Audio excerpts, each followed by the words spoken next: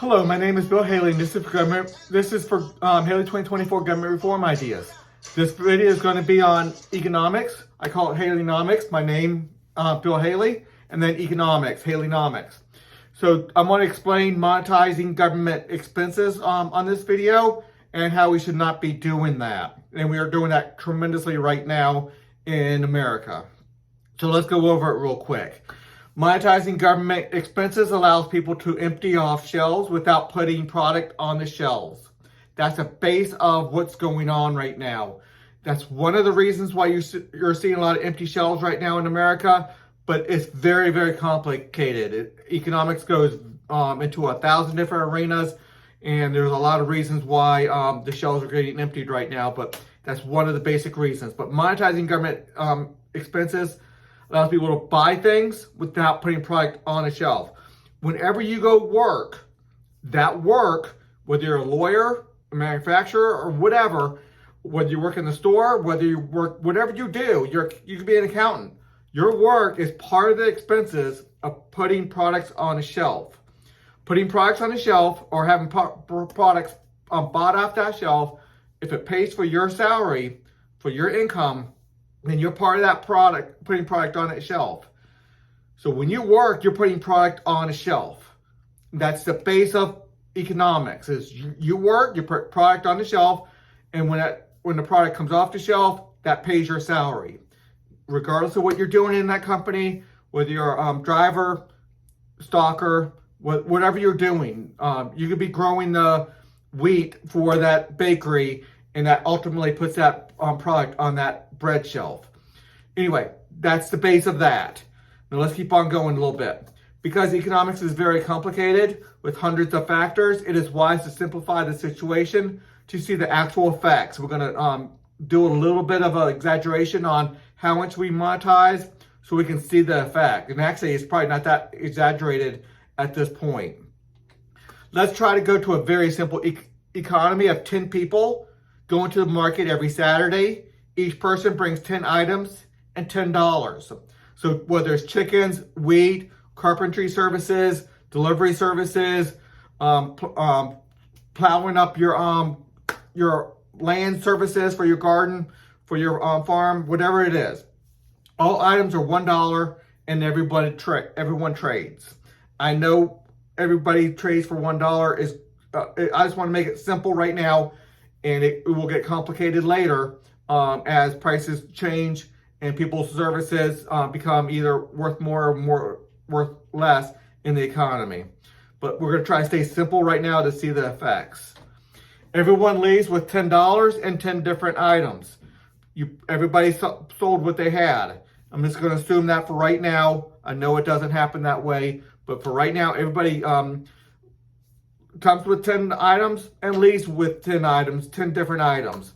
Money is used to simplify the trade, and everybody, because you're not buying from yourself just to make the numbers work, everyone buys 2 items from at least one person.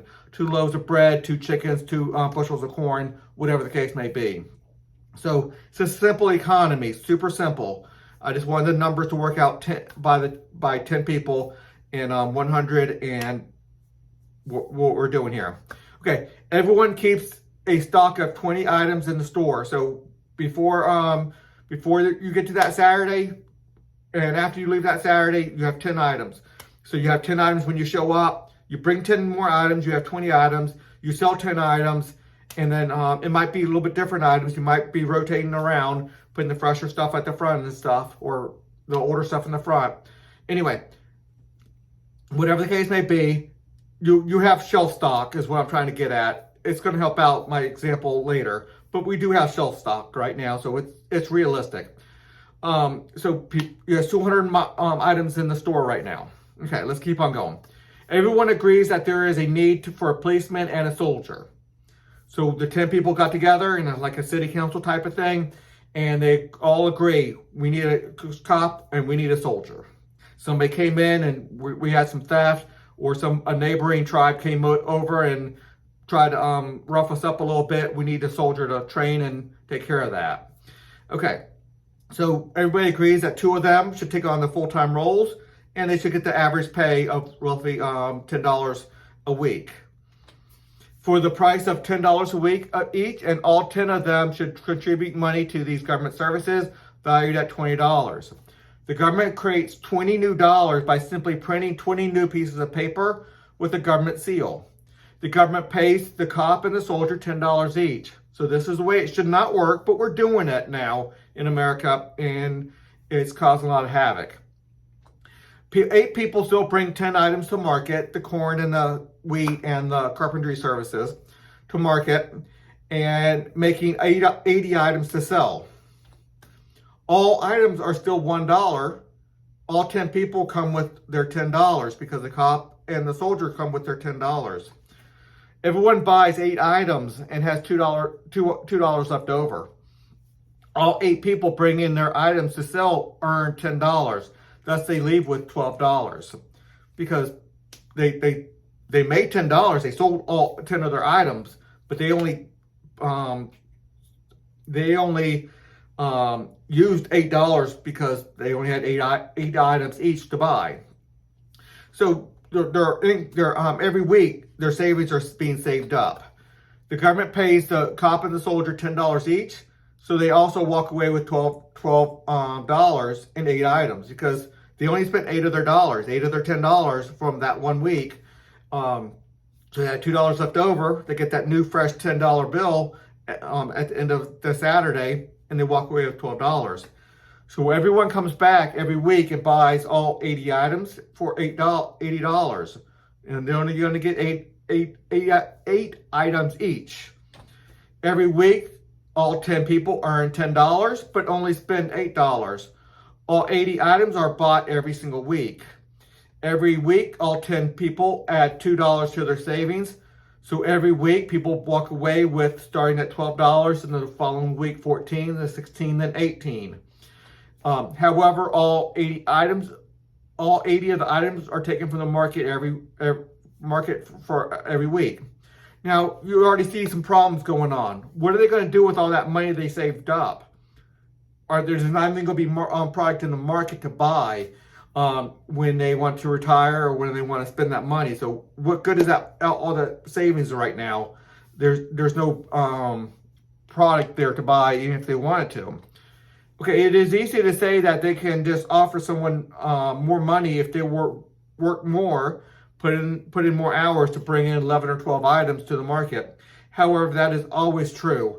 In a simple economy, it always balances out. If you want to add in more product to the market, as long as it sells, you have something to go out and buy. It evens out. The price of money or the service of money does that. It evens out the economy.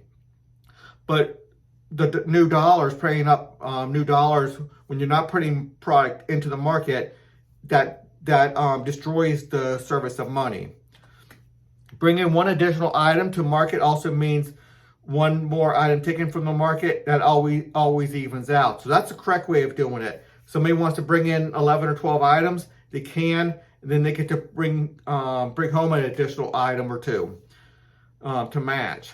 Creating 20 new dollars does not even things out. Monetizing the debt does not even things out. People's bank accounts just get larger without the products to buy. And that's one way it can go. Now, what's the other way it can go? The unwritten agreement to keep all items at $1 each and stop after one person buys 8 items will quickly vanish. So that's going to go away. Now, people could just buy the stock on the shelves from everyone's back stock. So instead of people having 10 items left on their stock, that can start dwindling. And they're not getting additional product.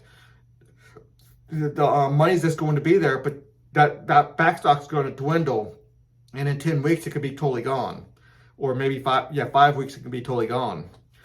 Everyone's back stock would decline by 2 items per week, and the back stock would be gone in, I think it would be gone in 5 weeks, depending on how much they want to keep in savings versus just buy the product right away. People will start to bid up the prices because they have money left over. They will get to the market early while the product is still on the shelves and buy more than their share of 8 items. As the market price goes, and that means other people are going to go to the market. It's like, I still have $8 or $9 left over. I sold all my stuff, but there's nothing for me to buy. So they're not going to be too happy, and they're not going to keep up their agreement anymore. Or they're going to get to the market early and do what everybody else is doing, and it's going to come to have major problems. As the market prices go up, the cop and soldier will also demand higher prices to keep up. And the price goes to $1.20. Then it's going to go to $1.40, $1.60, keeps on going up. So, but let's not stop after 1 week. The price goes up to $1.20. That extra 20 cents is the tax. Let's describe how all $20 is taxed. The price goes to $1.20. The extra 20 cents is the tax. The 20 cents times 80 items is $16. Plus the cop and the soldiers are demanding an extra $2 to do their work. So they want to get paid the $12 instead of $10. So that's the extra $4. And the $20 of newly printed dollars, that's how it's taxed. Now, people have extra money in their bank accounts, and that's just going to cause a lot of havoc. And that's when the prices keep on going up until it evens out if they stop. But if they never stop monetizing the debt, if they keep on paying the soldier and the cop the way they are, then it all goes in a very bad way. This repeats weekly and the adjustments increase. Money is a service that helps people trade. Monetizing government services destroys the nature of money, which is a medium of exchange and a store of value.